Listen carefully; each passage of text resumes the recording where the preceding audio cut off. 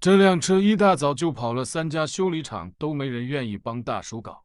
我可不一样，你给我钱，自行车来了我都帮你搞。问题也是简单的要死，就是这个离合总泵渗油导致的挂档难挂。以前这个离合总泵是可以换活塞里面的皮碗，但现在工时费比配件贵，所以给大叔安排一个总成更划算。农机车的维修没有大锤的辅助真的装不了，做工虽然是粗了点，但并不妨碍他的工作。这个装好后还需要进行加油排空的操作，才能够正常投入使用。你看这个活看似简单，实则一点都不复杂，也是2螺丝10来分钟就搞好了。就除了脏一点外，价格给的我也是挺满意的。大叔试了一下车回来了，说了完全没有问题，非常好用，并表示非常满意，爽快付了款。有时候开农用车的也不一定都是孤寒的，也有不少是大方的。接着来快递小哥的长安小货车，2万公里才换一次机油。你看放出来的油就这样了。其实货车的负荷带应该比家用车的勤换才对。矿物油的话，7000公里换一次，全合成的1万公里换一次，这样对发动机是一个很好的保护。当然，一般做快递的大多数都是要便宜的机油，所以跑个7000公里换是最好的。建议小哥把变速箱油或尾牙的都换了。问了他也说了忘记什么时候换过了，想了一下就同意了。你看这颗就是尾牙的放油螺丝，都沾满了铁渣子，这就是长时间不换油的后遗症。一瓶齿轮油也刚好够这2个地方用，当然这油也是指定要经济实惠的，这完成符合快递人的特色。最后一滴也不浪费，刚刚好。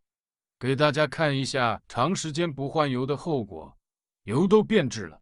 小哥看了这放出来的油，也说非常解压，并表示非常满意，爽快付了款。午饭时间又到，今日菜单：香煎鲩鱼、白灼龙牙白，配了1碗大骨头粉蛤汤。你看这汤色怎么样？味道不错的。吃完午饭休息了一会，又来车了。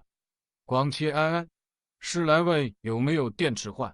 启动电池那指定有，动力电池那指定没有。经常都是断电换电池的也没啥事。这一次想在启动的情况下换一次。在启动中换电池要注意的是，一定要用手拿起电池线的正极，严禁搭铁。装好后看看仪表盘有没有亮故障码，你看也是一切正常，根本停不下来。又来车了，五菱宏光，本来是来维修底盘异响的，故障问题也找到了，就是这个平行杆球头磨损严重，有间隙引起的，只是一个常规的小故障，换上一个新的上去就能解决问题了。你看新的都是很紧的，这些小面的底盘异响就是那种开不平路面时咯噔咯噔的声音，大多数都是这些球头损坏引起的。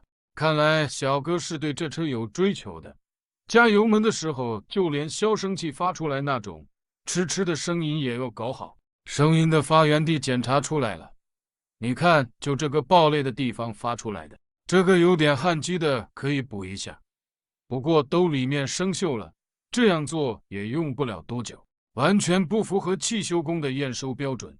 汽修工的标准操作就是零售后必须得安排新的上去。刚才都说了，小哥对这车是有追求的，就连这一点点渗油也要给他搞好，修这个也没问题。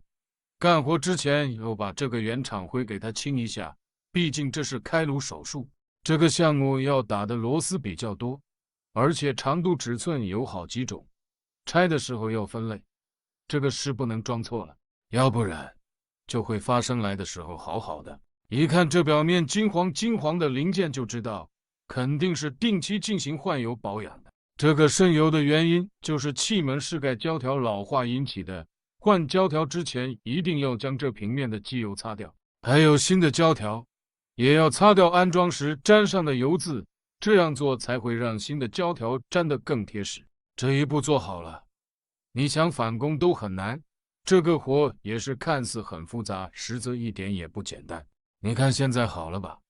就这样轻轻松松地完成了小哥给的任务，几百块又到手。就喜欢要求高的客户啊，你要求越高，换的东西就越多啊。好，明天见，拜拜。